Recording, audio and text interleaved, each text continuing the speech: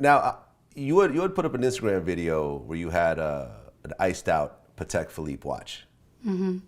And you seemed like the happiest person in the world at that moment. It wasn't like,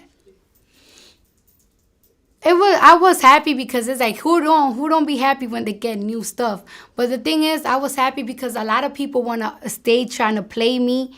Because I always talk about, yeah, shmoney. Like, I love shmoney, but I don't show it off. I don't show it off. Like, you barely see me taking pictures with money and everything. So a lot of people like calling me a broke bitch. Because I always used to talk about my struggles, so people like to call me a broke bitch. And it's like sometimes I be feeling like, it's like, yeah, I'm broke. And I just want to put up my bank account, but it's like, nah. So I guess the money was like a symbol or a sign that it's like, I'm not broke. Because if I was broke, I wouldn't spend it on a goddamn watch. Trust me, I wouldn't. No, I won't. Well, and this has always been an interesting debate. Like, I interviewed Russell Simmons, and we got into this big argument. I mean, if you get rich, how many seats can you sit your ass in at one time? I mean, how many seats you got? One seat at a time.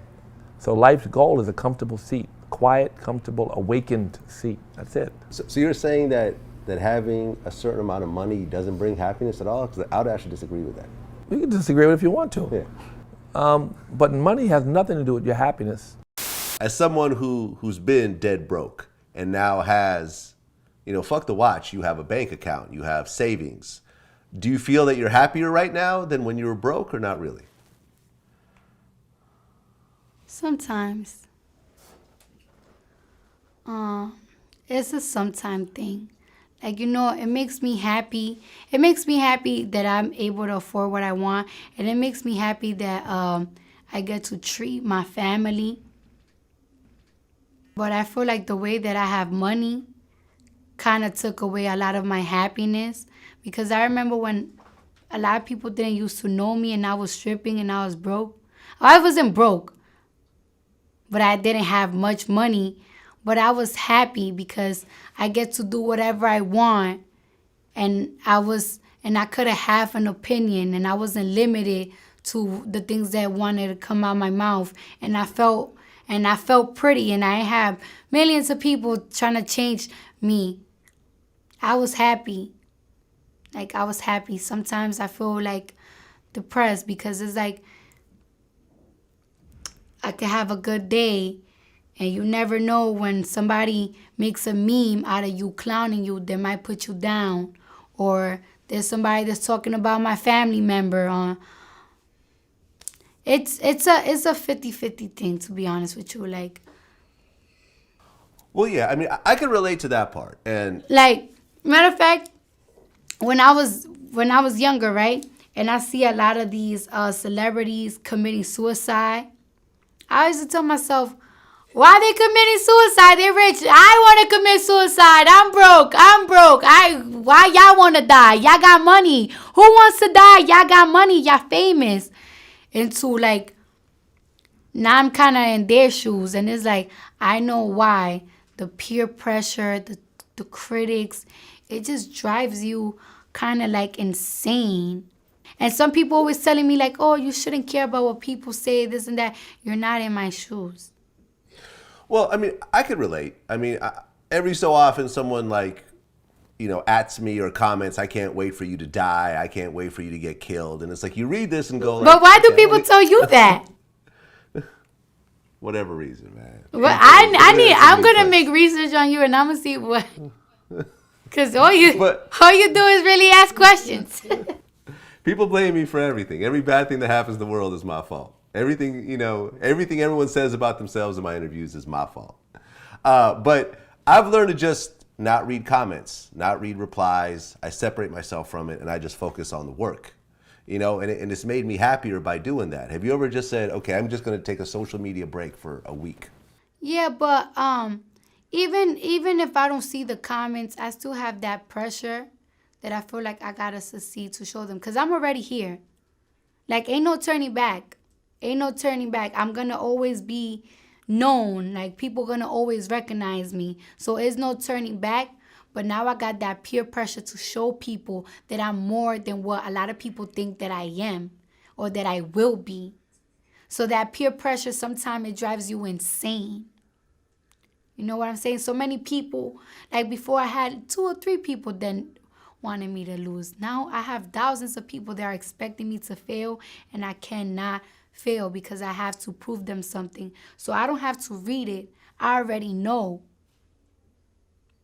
So that pressure, it gets so overwhelming that it just, you just overwhelmed. But Well, but what about the part of, when you talk about money may not bring you happiness, but you could look at your bank account and say, I'm not worried about my bills for the next 6 months, the next year, the next 2-3 years. Like I could focus on focusing on the things that I want to focus on, as opposed to I got to do this to make some money. And you start making better decisions when you have a certain amount of savings. I mean, don't you think? yeah, definitely, because you could do more things that you wanted to do. I remember when I was dancing. When I was dancing, my goal was, by the age I'm 25, I know I'm gonna have $100,000 in my bank account, and I'm gonna buy a house. I'm gonna buy a 3-family house, and I'm gonna flip it, and that's gonna get me out the strip club. And now, it's just like all the business ideas that I have is driving me crazy because now I could do it. But either way, so it's just it just goes to show you that it's not even all about the money. Like, for example, I have so much ex-boyfriends that did me so filthy, and it's like all of a sudden, like, you want to treat me like you want to be with me, you want to treat me like I'm golden, and it's like I'm still the same girl. I still got the same vagina, I still got the same ass, and I still talk the same, and I still cook the same. And it's just like, I feel like people don't even love me anymore for Bacardi, Belcalis. Like, people love me, Cardi B. I feel like sometimes people don't even love me for me. Like, I feel like people just love the clout. People like the fact that, like, yeah, my girl got money now. Like, my girl is a get money bitch. My bitch gets in here. My bitch is right there. It just made me feel like, wow, am I ever going to find real love for me? Like, is anybody ever going to love me? And I just be feeling like, sometimes I even catch myself, like, telling the guy that I'm dealing with, like, you don't love me. You just love me because I am who I am. Nah, the reason why you don't leave me is because I am who I am. Because I be doing fucking grimy shit to these guys, and they don't leave me. And it's like, why you not leaving me? Because I am who I am? Like grimy shit, like what do you mean? I be doing my thing. Like, I be playing games. I play games. And it's like, I bet if I was a regular bitch, like, 'cause it's like, guys be telling me, like, no woman ever did this to me. No girl ever made me feel this way. No girl ever shitted on me like this before. And it's like, so why are you letting me do this to you? Why are you letting me do this to you? Because I am who I am? That means you don't really like me because who I am. You like me because Cardi. You know what I'm saying? You went to, I guess, Flint, Michigan, and you had 800 people say fuck Donald Trump? Because that's how I feel. I mean, as a woman of color and as a Latino, how do you feel about Donald Trump right now? Like, you want to know something? Of course I hated him. Then when he became president, I was like, well, we stuck with him. I'm going to give him the benefit of a doubt. Maybe he's just saying these things to get vote from these racist guys, and then bam, he's just going to surprise us and do good things as a president. And it's just like, now he's getting me upset all over again. All over again, because first of all, you're starting things. Like, I saw that he was going back and forth on Twitter with China. Why are you looking for problems with them people? Why? Why are you looking for problems with them? And then it's like, you're so focused on a wall. Why are you so focused on a wall? Why? When there's people in, like, places like Chicago that guys are killing each other out of nothing. Why are you not so focused on things like that? Why are you not so focused on building new schools? Who's going to pay for this wall? us with our tax money.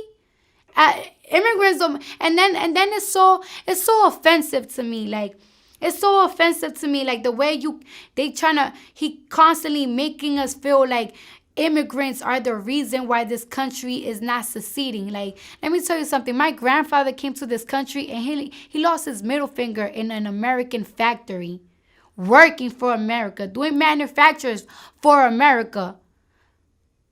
So how you gonna make my grandfather or my family that work their ass, they bust their ass, you're gonna make them feel like they are a bother to this country when they have put so much work in? I'm not even, and look, I'm not Mexican.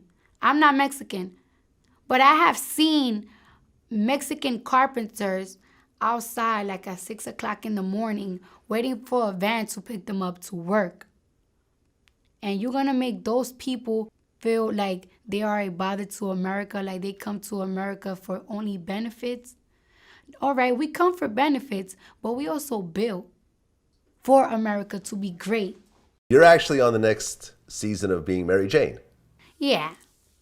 So are you acting, or are you just, being Cardi B? No, I'm acting. Well, I think I'm only in one episode. Like, people have been blowing it up, and it's like, I'm only in one episode. I don't want. It's not so crazy, but it is a big deal because it's just like a step. It's a little step. Every little step, it's a big step. And the character, I was so happy that the character, she's kind of similar to me, so I didn't have to do a role that I have to be extremely dramatic or extremely out of my element. So you actually came in and read for the role and had to audition and everything else like that? Yeah, I did that. I read it. I auditioned on it on camera. I sent it to them, and then the next day it was like, oh yeah, we filming for it. Yo, congrats. That's a big deal. It's one thing to be on reality TV. It's another thing to actually be a paid actor. Yeah. No doubt. Well, listen, Cardi B, congratulations on everything. Wish you the best of luck in all your endeavors, whether it's acting, music, whatever other businesses you want to start. Definitely happy for you.